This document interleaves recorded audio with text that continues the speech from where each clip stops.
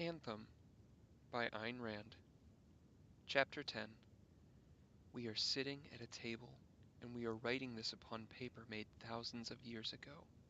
The light is dim, and we cannot see the golden one, only one lock of gold on the pillow of an ancient bed. This is our home. We came upon it today at sunrise. For many days we had been crossing a chain of mountains. The forest rose among cliffs, and whenever we walked out upon a barren stretch of rock, we saw great peaks before us in the west, and to the north of us, and to the south, as far as our eyes could see. The peaks were red and brown, with the green streaks of forests as veins upon them, with blue mists as veils over their heads. We had never heard of these mountains, nor seen them marked on any map. The uncharted forest has protected them from the cities and from the men of the cities. We climbed paths where the wild goat dared not follow. Stones rolled from under our feet, and we heard them striking the rocks below farther and farther down, and the mountains rang with each stroke, and long after the strokes had died. But we went on, for we knew that no men would ever follow our track, nor reach us here. Then, today, at sunrise, we saw a white flame among the trees, high on a sheer peak before us. We thought that it was a fire, and we stopped. But the flame was unmoving, yet blinding as liquid metal. So we climbed toward it through the rocks, and there before us, on a broad summit, with the mountains rising behind it, stood a house such as we had never seen, and the white fire came from the sun on the glass of its windows. The house had 2 stories, and a strange roof, flat as a floor.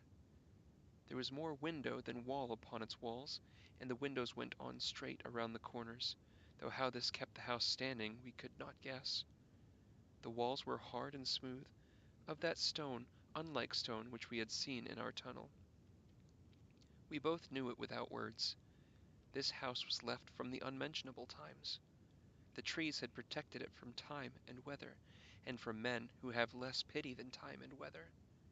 We turned to the golden one and we asked, "Are you afraid?" But they shook their head. So we walked to the door, and we threw it open, and we stepped together into the house of the unmentionable times. We shall need the days and the years ahead to look, to learn, and to understand the things of this house. Today we could only look and try to believe the sight of our eyes. We pulled the heavy curtains from the windows, and we saw that the rooms were small, and we thought that not more than 12 men could have lived here. We thought it was strange that men had been permitted to build a house for only 12. Never had we seen rooms so full of light. The sun rays danced upon colors, colors, more colors than we thought possible.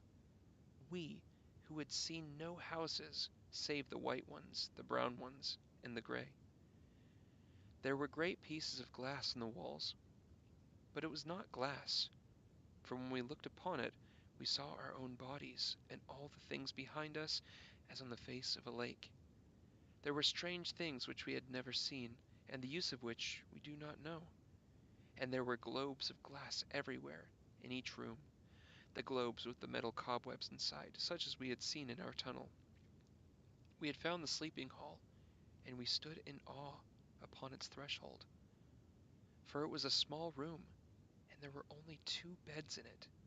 We found no other beds in the house, and then we knew that only 2 had lived here, and this passes understanding.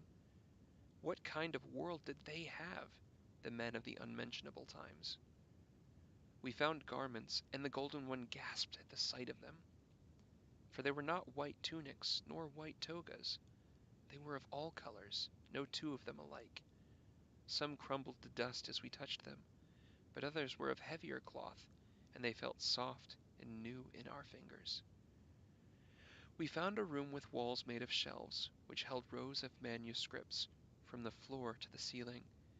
Never had we seen such a number of them, nor of such strange shape. They were not soft and rolled, they had hard shells of cloth and leather, and the letters on their pages were small and so even that we wondered at the men who had such handwriting. We glanced through the pages, and we saw that they were written in our language, but we found many words which we could not understand. Tomorrow we shall begin to read these scripts. When we had seen all the rooms of the house, we looked at the golden one, and we both knew the thought in our minds. We shall never leave this house, we said, nor let it be taken from us. This is our home, and the end of our journey. This is your house, Golden One, and ours, and it belongs to no other men whatever, as far as the earth may stretch. We shall not share it with others, as we share not our joy with them, nor our love, nor our hunger. So be it to the end of our days. Your will be done, they said. Then we went out to gather wood for the great hearth of our home. We brought water from the stream which runs among the trees under our windows. We killed a mountain goat, and we brought its flesh to be cooked in a strange copper pot we found in a place of wonders, which must have been the cooking room of the house. We did this work alone, for no words of ours could take the Golden One away from the big glass which is not glass. They stood before it, and they looked and looked upon their own body.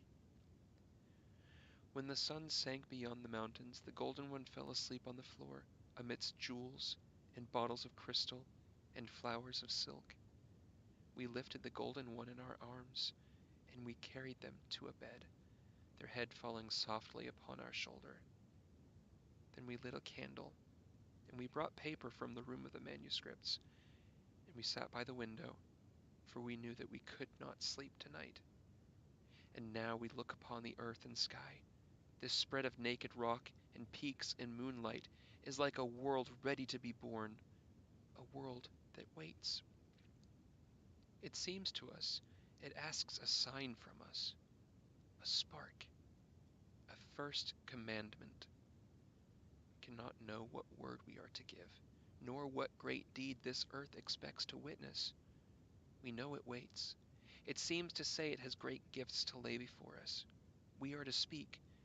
We are to give its goal, its highest meaning to all this glowing space of rock and sky.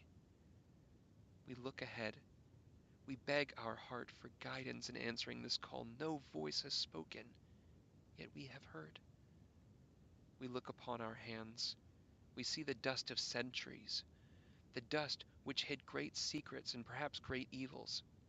And yet it stirs no fear within our heart, but only silent reverence and pity. May knowledge come to us. What is the secret our heart has understood and yet will not reveal to us, although it seems to beat as if it were endeavoring to tell it?